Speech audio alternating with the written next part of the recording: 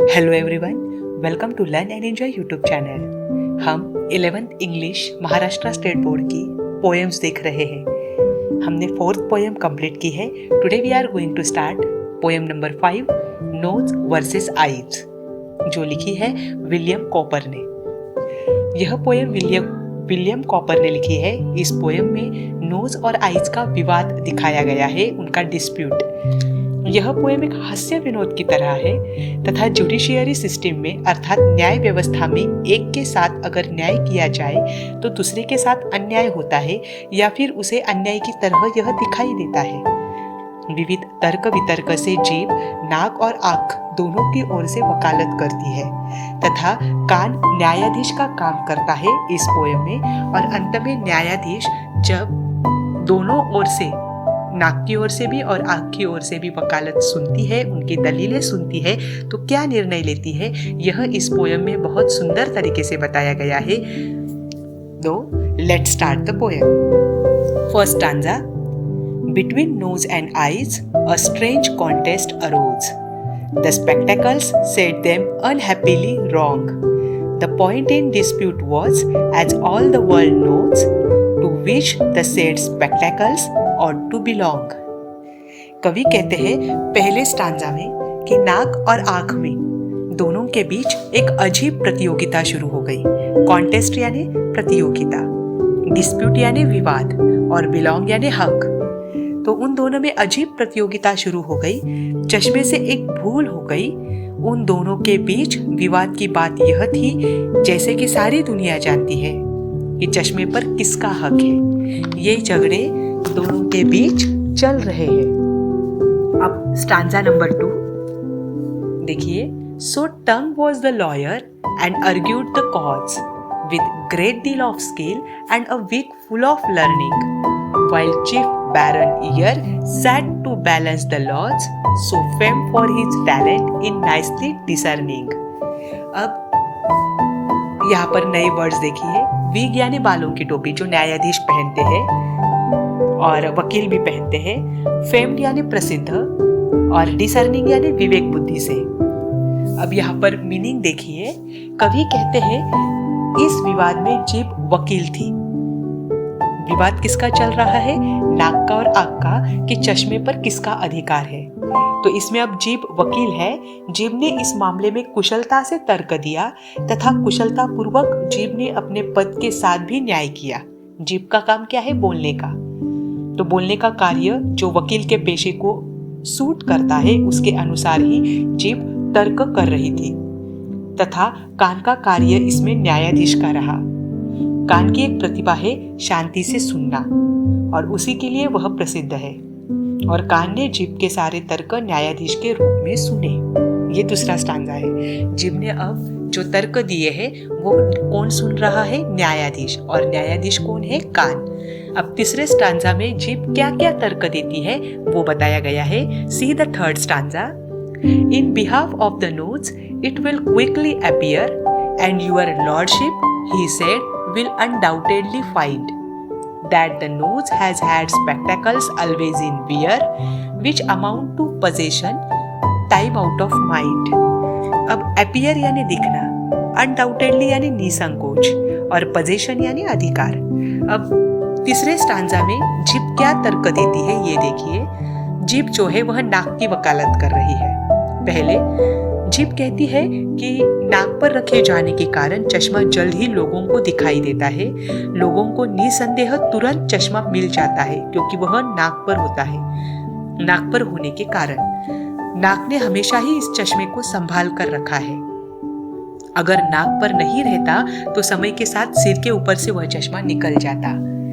अर्थात नाक अपनी कितनी महत्वपूर्ण भूमिका चश्मे को संभालने में लगा रहा है, ये जीभ के तर्क है। अब अगले स्टांजा में जीभ क्या कहती है वो सुनिए। Then holding the spectacles up to the court, your lordship observes they are made with a straddle, as wide as the reach of the nose is, in short, designed to sit close to it just like a saddle. Straddle यानी बैठना और saddle यानी उत्तरदायित्व होना यानी अधिकार, और reach यानी चोटी। अब देखिए, फिर वापस जीप सबूत के रूप में चश्मा लाकर अदालत में देती है और न्यायाधीश को जीप चश्मा दिखाते हुए कहती है, देखिए महोदय, चश्मे में नाक के लंबाई जैसी एक चौड़ी पट्टी होती है जो एक आधार की तरह होती है नाक के करीब बैठने के लिए, और उसके लिए ही, नाक के लिए ही इसे वह बनाया गया है। इसका अर्थ है कि चश्मा नाक के लिए कितना इम्पोर्टेंट है और नाक के हिसाब से ही चश्मा बनाया जाता है। ये सबूत जीप न्यायाधीश के पास पेश करती है जीप की ओर, नाक की ओर से। अब 5th स्टैंजा में देखिए क्या होता है। Again would your lordship a movement suppose is a case that had happened and maybe again that the visage or countenance had not a nose, pray who would or who could wear spectacles they। अब आगे अगली बात रखते हुए देखो क्या कहती है। विसेज यानी चेहरा, काउंटेनेंस यानी मुखाकृति।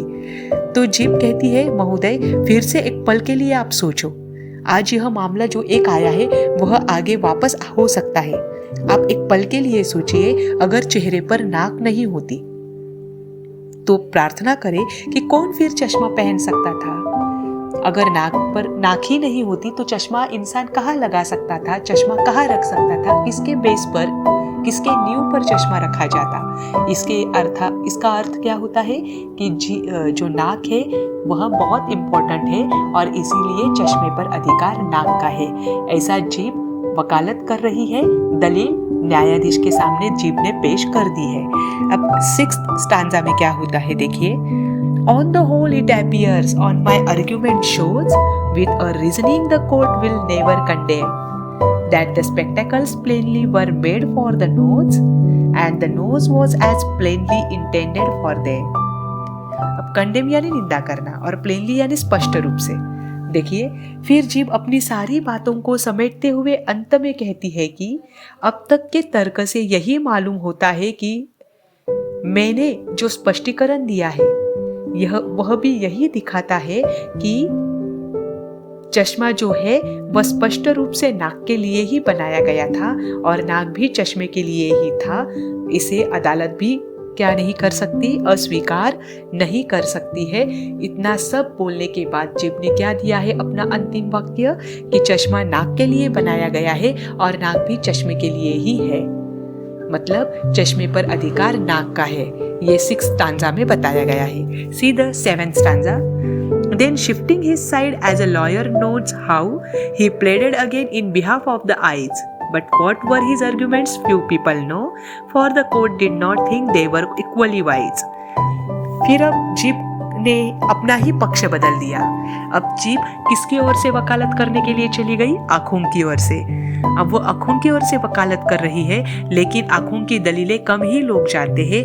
अदालत को नहीं लगा कि यहाँ पर भी जीप समान रूप से बुद्धिमान है, अर्थात जीप आंख की दलीलों को लेकर इतना बुद्धिमान या इतनी बुद्धिमान है, ये न्यायाधीश को नहीं लगा। मतलब आंख की साइड से जीप ज्यादा दलीलें नहीं दे पाई।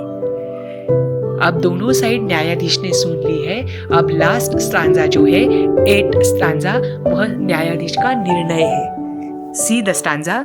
सो his lordship decreed with a grave solemn tone, decisive and clear without one if or but, that whenever the nose put his spectacle on, by daylight or candlelight eyes should be shut। अब न्यायाधीश ने दोनों पक्ष सुने हैं। सुनने के बाद सोच समझकर फिर गंभीर स्वर में न्यायाधीश कहते हैं, वह भी निर्णायक और स्पष्ट स्वर में। क्या कहते हैं? अब न्यायाधीश ने अपना फैसला सुनाया। जब भी नाक चश्मे को लगाएगा, दिन के उजाले में या मोमबत्ती के रोशनी में, तब अर्थात चाहे दिन में लगाए चाहे रात में लगाए, जब भी नाक चश्मे को लगाएगा तब आंखें बंद होनी चाहिए। ये निर्णय न्यायाधीश लेते हैं और यहीं पर पोयम का अंत होता है। अब आंखें बंद होगी तो चश्मे का कोई उपयोग ही नहीं है, पर एक की साइड से अगर न्याय करने के लिए जाओ तो क्या होता है, दूसरे के साथ अपने आप अन्याय होता है। ये इस पोएम में दिखाया गया है और न्यायाधीश ने जो विवेकपूर्ण निर्णय लिया है वह भी अंतिम स्टांजा में बताया गया है। आपको आज की पोएम कैसी लगी ज़रूर बताइएगा, और इसी के साथ आपको कमेंट बॉक्स में कुछ ना समझा हो तो वो भी बताइएगा। अगर आपने आज तक चैनल सब्सक्राइब नहीं किया है तो ज़रूर करिएगा, ताकि आपको आगे के नोटिफिकेशंस मिल सके। Thank you very